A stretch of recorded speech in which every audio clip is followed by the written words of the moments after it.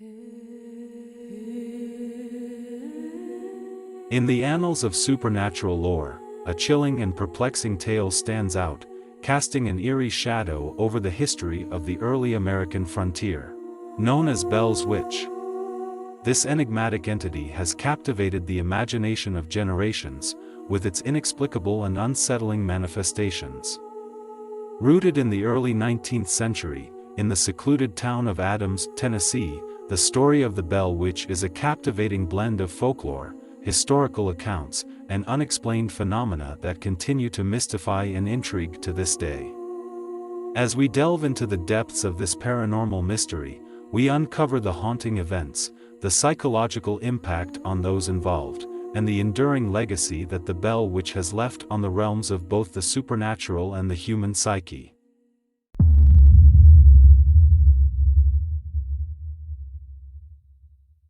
The small town of Adams, Tennessee is situated on the outskirts of metropolitan Nashville.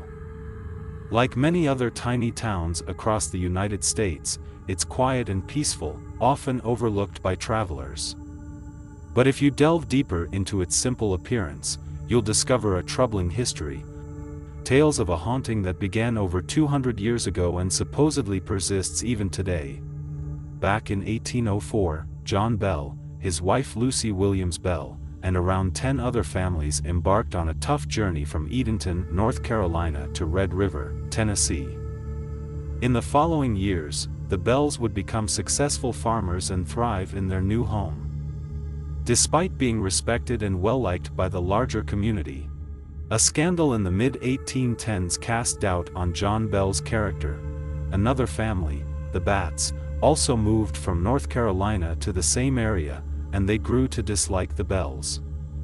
In 1816, an unfortunate accident occurred, severely injuring Frederick Batts, the family's head, while he was working on his farm. This injury would affect him for the rest of his life. Consequently, the family faced hardships and had to sell parts of their property to make ends meet. Some of this land was bought by a man named John Bell. This caused a long-lasting problem between two families.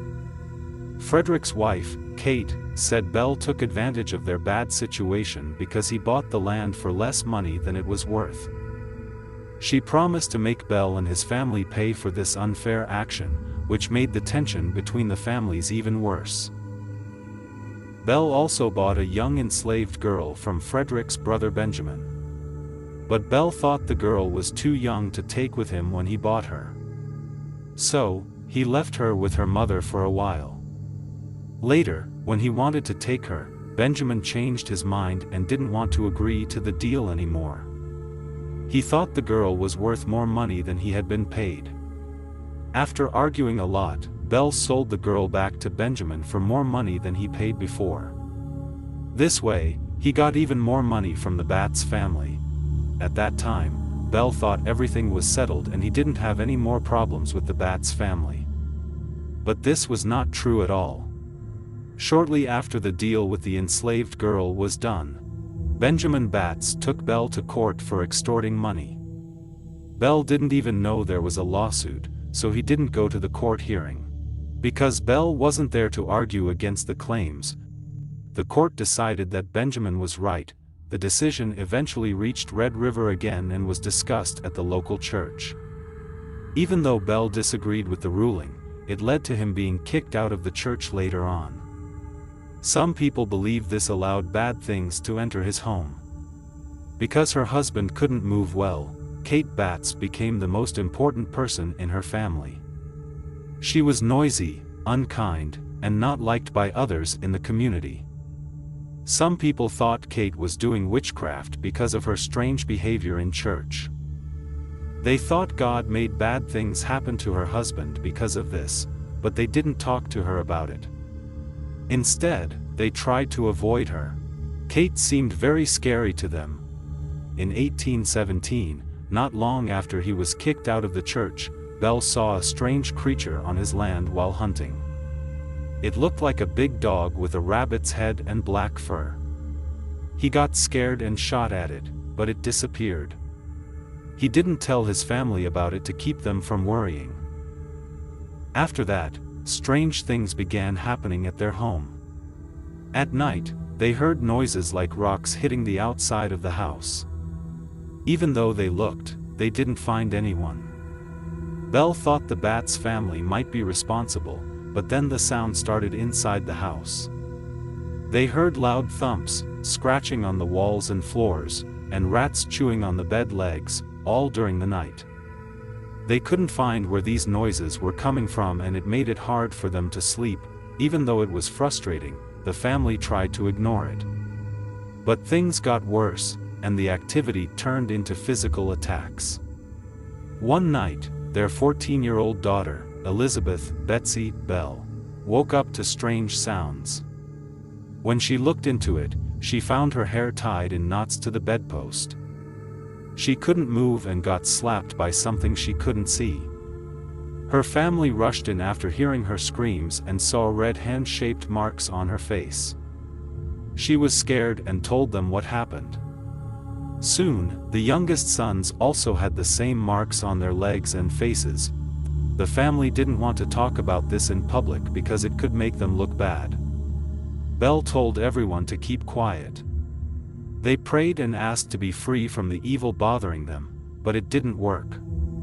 In the following weeks, they started seeing strange things like birds and animals that could talk. Betsy saw a girl in a green dress hanging from a tree limb while she was in a field. But the girl vanished. The scary things kept getting worse, and the family couldn't handle it alone. Belle asked his friend James Johnston for help. Johnston and his wife came over and prayed with the Bells to get rid of the bad presence. One night, Johnston asked the entity for its name, and it responded with a voice saying, After many nights of trying but failing to remove the strange presence from the house, Johnston told his neighbor to ask the wider community for help. Belle agreed, though not very willingly. Word about the haunting spread quickly and to more places than anyone thought it would.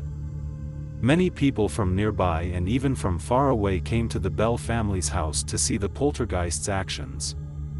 At first, the ghost was quiet, but later it didn't hide itself anymore. It especially showed that it didn't like John Bell.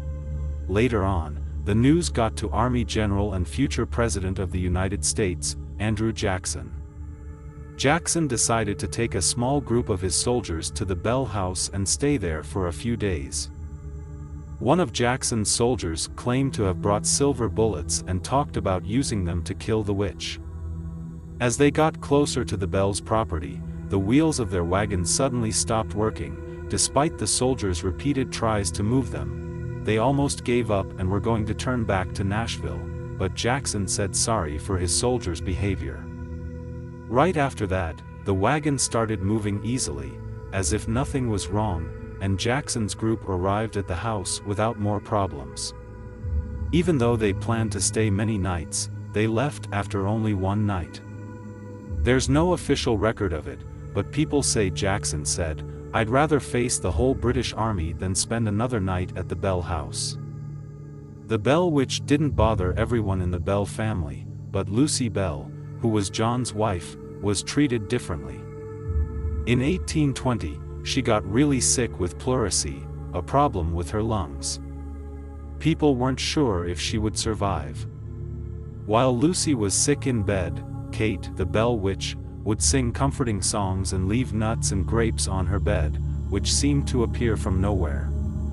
Lucy got better over time and fully recovered. At the same time Lucy was getting better, her husband John was getting worse. On the morning of December 20th, they found him dead in his bed.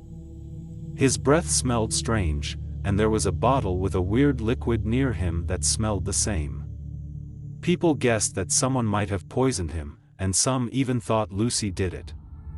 Kate, the Bell witch, seemed to speak without a body and said, "I gave him a lot of that medicine last night. He won't leave that bed again." This was the first time in US history that people thought a supernatural thing caused a real death. Kate didn't stop at just killing John. She supposedly showed up at his memorial too. During the funeral, she made fun of Bell, laughed, and sang songs. After the funeral, the strange things happening started to go away. It seemed like Kate had done what she wanted, tormented and killed her enemy. The family thought she was finally gone for good. That changed in the spring of 1821 when Betsy Bell was asked to marry a respected young man named Joshua Gardner. Once again, Betsy saw the ghostly figure of a little girl in the tree. This ghost warned her not to marry Joshua, then disappeared like before. Not willing to take a risk, the mischievous spirit came back. Betsy ended the engagement and Joshua moved away. So, what should we think about this story? Since records were scarce back then, we will never know the complete truth about what really happened. It's important to remember that many people during that time couldn't read or write, so stories were often passed down verbally. Years later, after the events were said to occur, it's hard to tell how much of the stories were exaggerated or even made up before they were written down. The Bell Witch haunting continued for years, with many more stories and events than we can talk about here. But it's possible that some of the events were invented to hide the murder of John Bell. Keep in mind that Lucy Bell, John's wife, was the younger sister of John Williams Jr., who was the father of Kate Williams Batts. Could Lucy and Kate have conspired to cause John Bell's death? This might explain why Lucy wasn't targeted by the witch. However, it's puzzling why Lucy would harm her own children. Kate Batts was known to be alive in the 1830 census, so her spirit couldn't have caused the hauntings.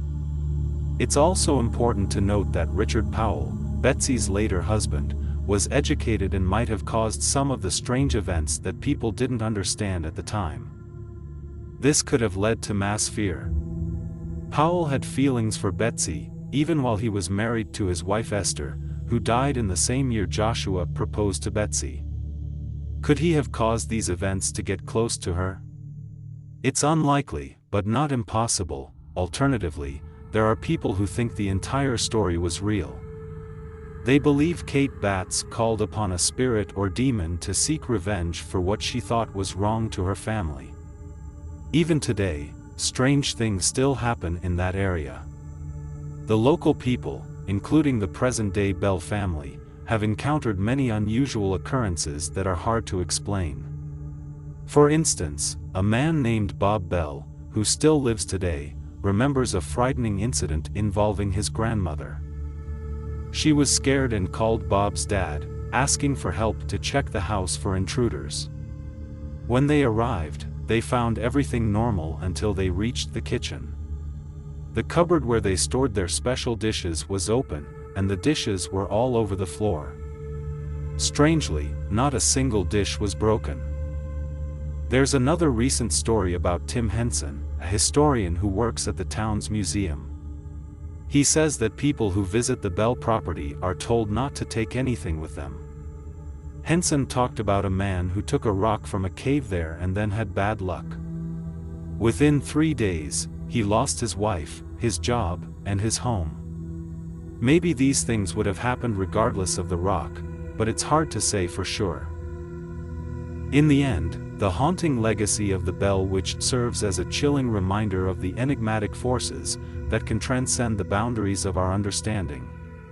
From the eerie disturbances that plagued the Bell family, to the unanswered questions that linger to this day, the tale of the Bell Witch remains an enduring mystery that continues to captivate and intrigue.